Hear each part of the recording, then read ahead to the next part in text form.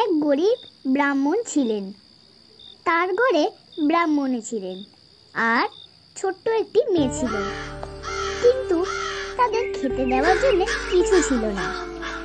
ব্রাহ্মণ অনেক কষ্টে ভিক্ষে করে যা আনতেন, এক বেলায় ভালো করে না খেতেই তা ফুরিয়ে যেত। সকল দিন আবার তাও মিলত না। একদিন তাদের ছোট্ট মেয়েটি পাশের বাড়িতে বেড়াতে গিয়েছিল। গিয়ে দেখলো সে বাড়িতে পায়েস রান্না হয়েছে, ছেলেরা পায়েস খাচ্ছে। দেখে সেই মেয়েটিরও বড্ড পায়েস খেতে ইচ্ছে হলো।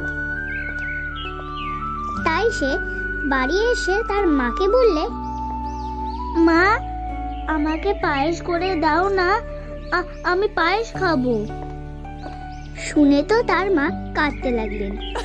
ভাতই ভালো করে খেতে পার না, পায়েস আবার কি করে করবেন?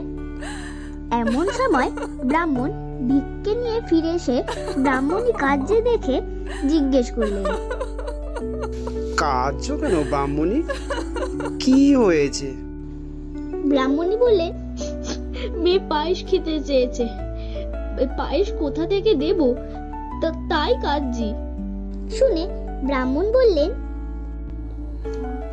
আচ্ছা, আমি দেখছি এর একটা কিছু করতে পারি কিনা, তুমি কেঁদো না।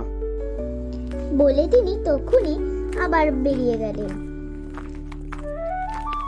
সেই গ্রামে একজন খুব ভালো জমিদার ছিলেন।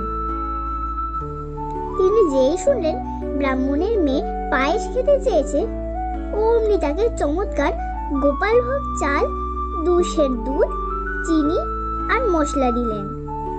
ব্রাহ্মণ তাতে খুব খুশি হয়ে জমিদারকে আশীর্বাদ করে ছুটে এসে ব্রাহ্মণীকে বললে, এই নাও, তোমার পায়েসের জোগাড় এনেছি। সেই ব্রাহ্মণী কি লক্ষ্মী মেয়ে ছিলেন। তিনি এমনি সুন্দর রাঁধতেন যে তেমন রান্না কেউ কখনো খায়নি। তিনি পায়েস রাঁধতে লাগলেন।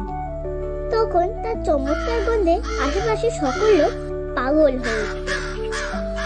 একটা কাক সেই পায়েসের গন্ধতেই বললে, আহা, এমন চমৎকার জিনিস একটু না খেয়ে দেখলে চলছে না। বলেই সে ব্রাহ্মণের ঘরের চালে বসলো। কাক অনেকক্ষণ ধরে ঘরের চালে চুপ করে বসে রইল। তারপর রান্নাঘরে একটু শব্দ হতে সে বলল, এবারে রান্না হয়েছে। খানিক বাদে আর একটু শব্দ হলো। অমনি কাক বললে, এবারে বাড়ছে। খানিক বাদে আর একটু শব্দ হলো। অমনি কাক বললে, এবারে খাচ্ছে।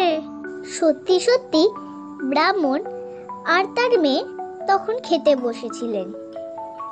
সে পায়েস এতই ভালো হয়েছিল যে তারা দুজনেই তা প্রায় শেষ করে ফেললেন। ব্রাহ্মণীর জন্য খুব কম রইল।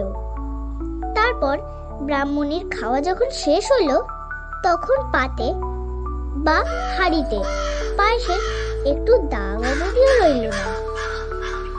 কাক এতক্ষণ বসে থেকেও যখন কিছু খেতে পেল না, তখন তার বড্ড রাগ হলো। সে মনে মনে বললে, আমাকে এমন করে ঠকালে এর শোধ নিতেই হবে। ব্রাহ্মণের বাড়ির কাছে একটি প্রকাণ্ড বন ছিল।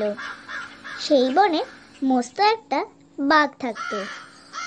কাকদুষ্ট ফোন দিয়েটে সেই বাঘকে গিয়ে বললে, বাঘ মশাই, আমাদের ব্রাহ্মণ ঠাকুরের একটি সুন্দর মেয়ে আছে। আপনি এমন সুন্দর বর, আপনার সঙ্গে মেয়েটির বিয়ে হলে বড় ভালো হয়। বাঘ বললে, বিয়ে ঠিক করে দেবে কে?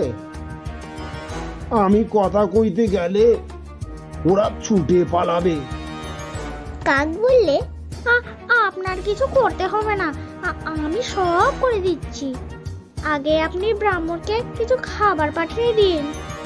বাঘ বললে, বেশ কথা, আমি গ্রামে গিয়ে কুত্তা মেরে বামুনের বাড়ি রেখে আসবো। কাক তা শুনে জিভ কেটে বললে, এই না না, তারা কুত্তা খাবে না।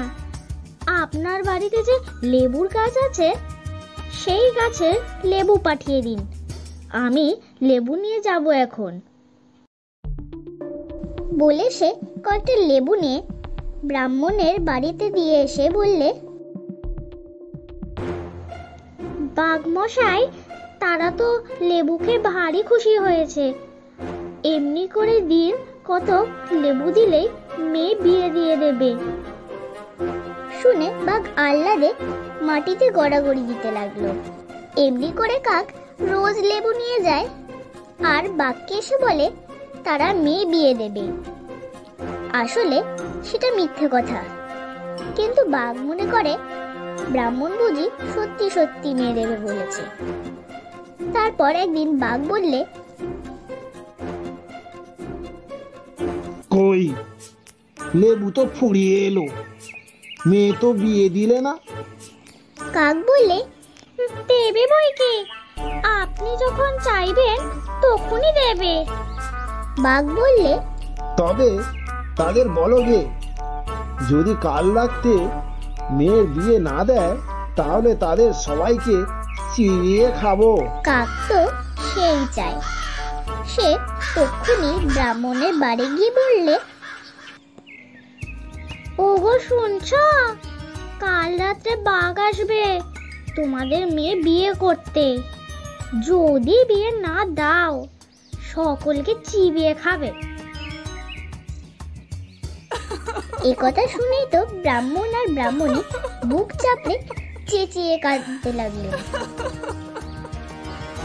কান্না শুনে গ্রামের লোক ছুটে এসে বললে, কি আছে, কি আছে? ব্রাহ্মণ কাঁদতে কাঁদতে বললেন, কাল রাতে বাঘ আসবে আমার মেয়েকে বিয়ে করতে। বিয়ে না দিলে সকলকে চিবিয়ে খাবে। শুনে গ্রামের লোক বললে, এই কথা দেখা যাবে বেটা কেমন করে বিয়ে করে, আর না দিলে চিবিয়ে খায়। আপনার ভয় নেই, আমরা সব ঠিক করে দিচ্ছি। বলে তারা বাঘের কাছে খবর পাঠিয়ে দিলে, ও বাঘমশাই, আপনার মতো এমন বর ভালো কি আর হবে? আপনি পোশাক পরে আসবেন, সবার মাঝে বসবেন, গান বাজনা শুনবেন, নিমন্ত্রণ খাবেন, তারপর বেশ ভালো মতো করে বিয়ে করে চলে যাবেন। তারপর তারা সকলে মিলে ব্রাহ্মণের উঠানে 300 উনুন কেটে তাতে 300 হাঁড়ি তেল চড়ালো। কুয়োর উপর চমৎকার বিছানা করে রাখলো। তারপর ঢাকঢোল বাজিয়ে খুব শোরগোল করতে লাগলো। বাঘ সেই গোলমাল শুনে বললে, ওই রে, আমার বিয়ের ধুম লেগেছে। তখন সে তাড়াতাড়ি জামা জোর পরে পাগড়ি এঁটে নাচতে নাচতে এসে ব্রাহ্মণের বাড়ি উপস্থিত হলো। অমনি সকলে আরে বর এসেছে, বাজা বাজা বলে বাঘমশাইকে সেই কুয়োর উপরকার বিছানা দেখিয়ে দিলে।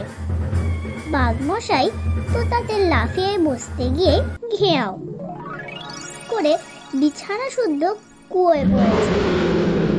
আর তার সঙ্গে সঙ্গে গ্রামের সকলে মিলে সেই 300 হাঁড়ির গরম তেল আর 300 উনুনের আগুন কুয়োয় এনে চলেছে। তারপর দেখতে দেখতে বোকা বাঘ পুড়ে ছাই হলো। ব্রাহ্মণেরও আপদ কেটে গেল। কাক তামাশা দেখবার জন্যে ঘরের চালে বসেছিল।